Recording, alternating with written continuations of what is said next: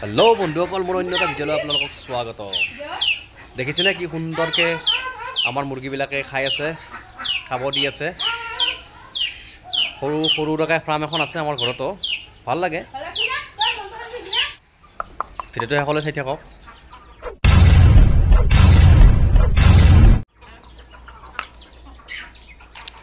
মুৰ্গী আৰু হাঁহ সেইটো চাইডে আধা আছে, গোটেইখিনি অহা নাই ইয়াতে। এইখিনি সন্মুখৰখিনিহে মানে আধা দি আছে, মানে ইয়াত খাদ্য দি আছে, বাকীখিনি পিছত দিয়া যাব।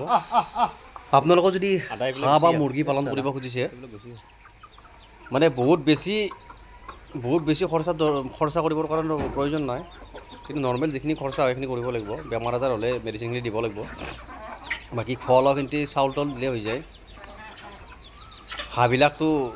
হাঁহবিলাকো মল চল দিলে হৈ যায়, ইমান বেছি খৰচ কৰিব নালাগে। কিন্তু পুহিলে এটা বস্তু ভাল যে বিক্ৰীও কৰিব পাৰি, কণীও বিক্ৰী হয়, মাংসও বিক্ৰী হয়,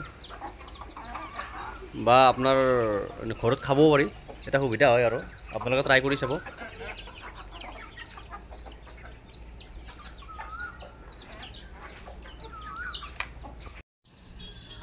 তো হৈছে 670 ন?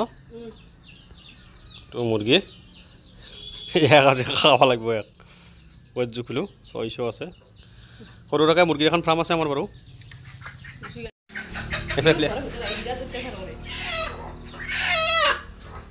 ইয়াক তাৰমানে খোৱাৰ কাৰণে এটাই, এই সৰু খাই কিনে বহুত অত্যাচাৰ কৰে, সেইকাৰণে এক আজি খাব লাগিব।